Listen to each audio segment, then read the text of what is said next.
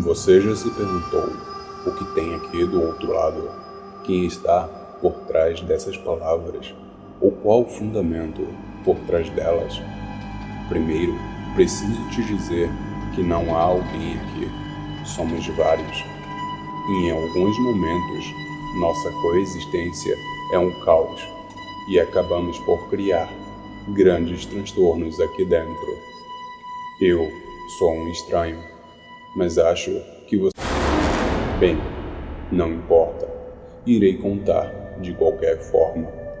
A Célia é muito inteligente. Não há nada que ela possa esquecer. Se chama memória fotográfica. Ela simplesmente lembra de tudo. Um crápula. Esse certamente é o melhor adjetivo para começar a falar do nosso vilão. Esse asqueroso ir sempre nos finais de semana para tomar algumas cervejas com o irmão. Mas na verdade, esse ser doentio tinha outros planos, outras intenções com suas visitas.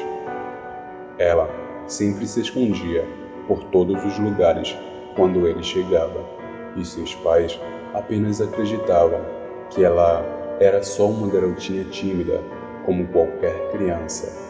Nossa pobre garota já estava sendo vítima das piores atrocidades causadas pelos abusos dele há muito tempo. Os primeiros indícios foram encontrados por sua mãe em seus desenhos, nos quais a Lívia sempre desenhava monstros, mas sempre uma criatura específica estava em todos os desenhos. Ela era vermelha, com 3 pernas e chifres longos. Sua mãe logo percebeu do que se tratava e foi até a garotinha perguntar onde ela viu aquele monstro. Ela apenas encolheu os ombros, baixou a cabeça e não deu uma palavra. A mãe sabia que precisava examiná-la e foi o que ela fez.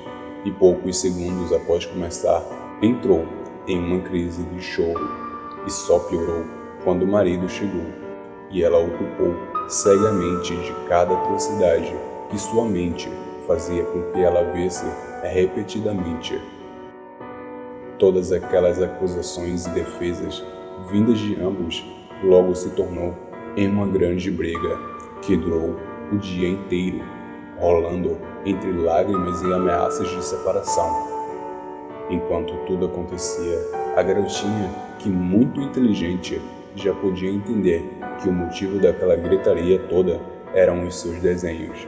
Apenas se colocou em um pequeno cubículo, entre a estante de livros e a parede, e lá ficou, com as mãos no ouvido, tentando ignorar tudo o que acontecia.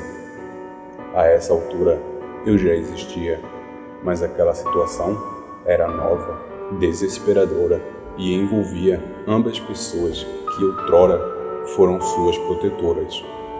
Naquele dia eu voltei. Outra coisa voltou. Eu saí do pequeno cubículo que ela havia tomado como armadura. Fui até a mesinha de desenhos, encostada na parede, e com lápis de cera vermelho, comecei cuidadosamente a desenhar uma letra.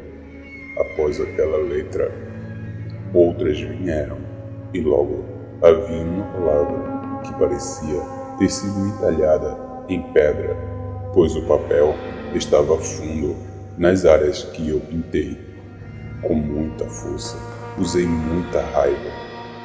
Levantei da mesinha e com o meu desenho em mãos, caminhei tranquilamente, sem nenhuma expressão em meu rosto. Dor, medo, raiva ou até mesmo alegria, absolutamente nada era expresso em meu rosto.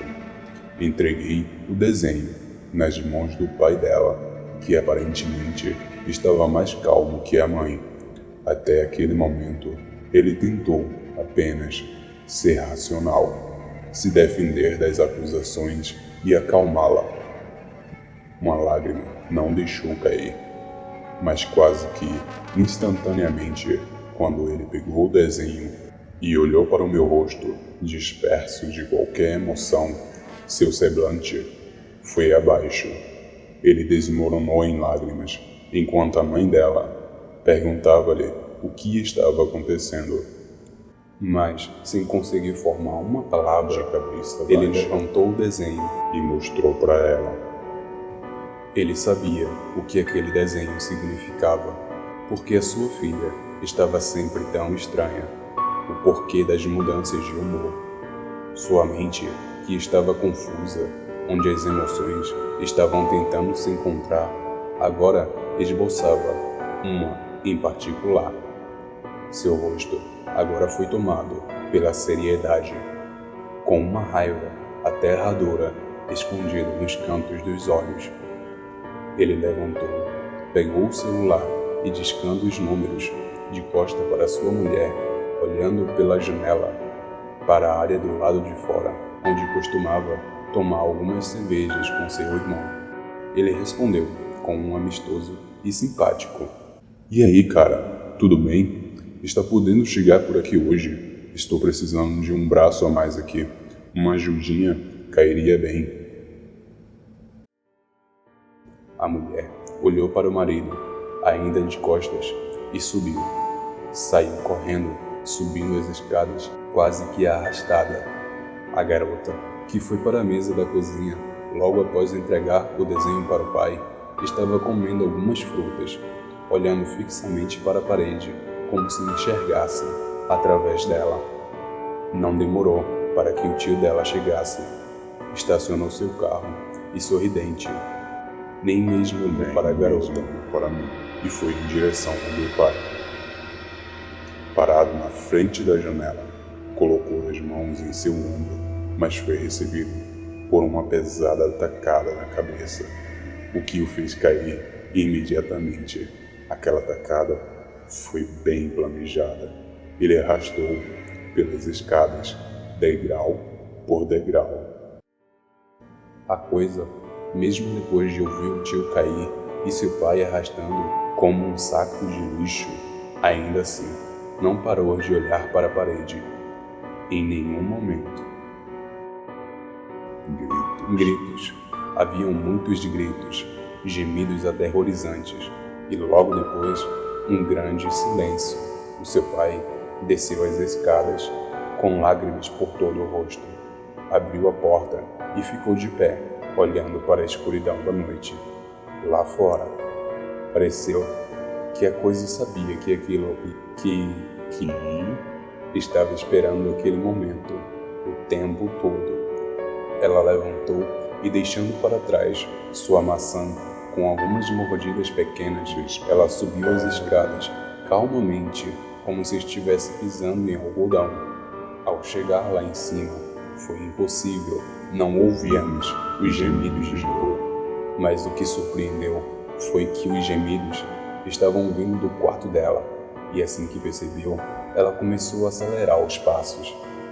Quando abriu a porta do quarto e olhou para o seu tio, amarrado e com o rosto coberto por seu próprio sangue, um sorriso foi se esboçando no rosto dela, enquanto caminhava animadamente até sua mesinha de brinquedos, parou por alguns instantes e finalmente pegou um dos Teletubbies de pelúcia de cor roxa e o levou consigo até uma cadeira, a qual puxou e posicionou na frente do tio.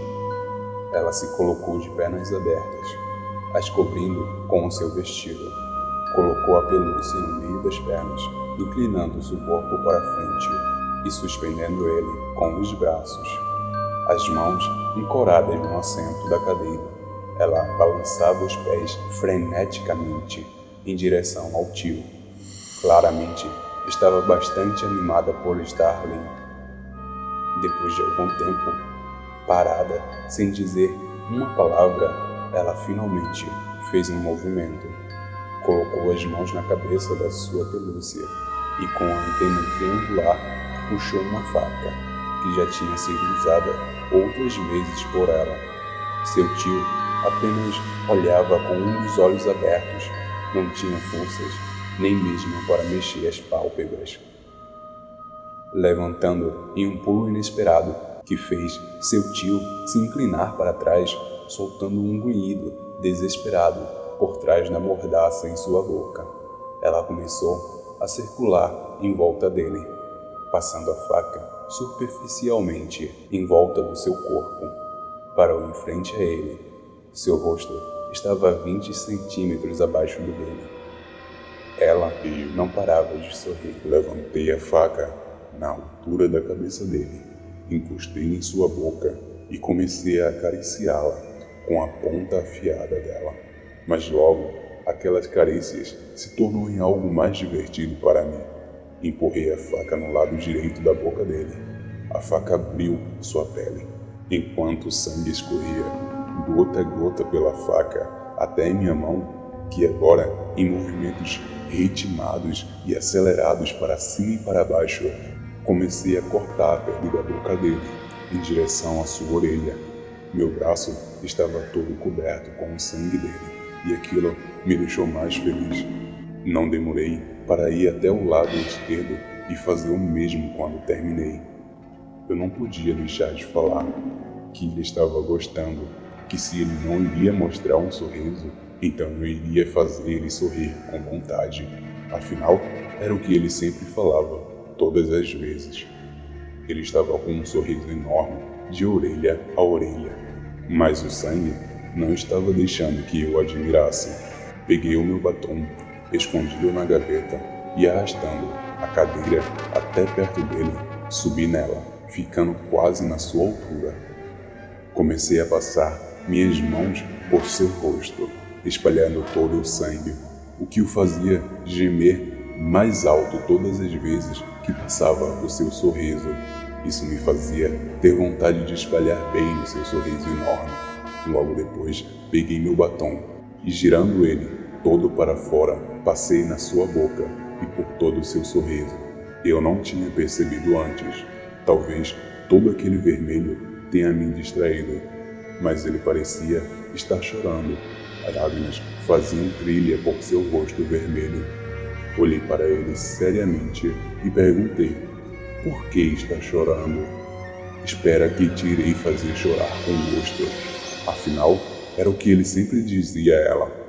Desci da cadeira e, indo para trás dele, usando a faca e sem fazer preparativos, empurrei a faca com toda a minha força nas costas dele.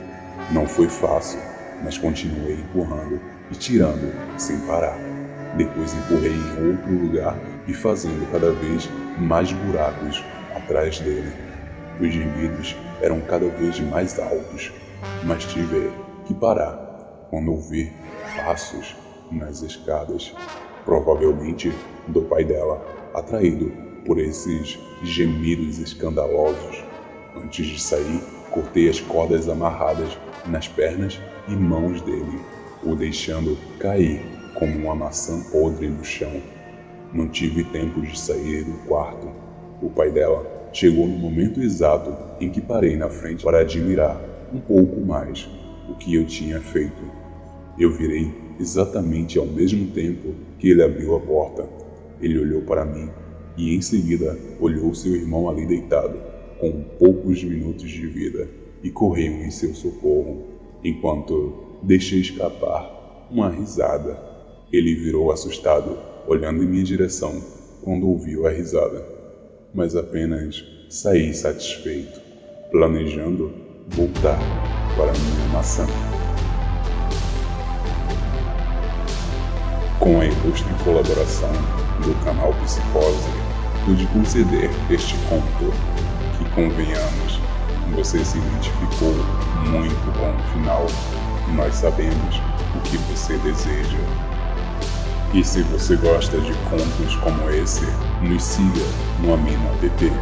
Deixaremos links para que possam se divertir com outras mídias como a tua.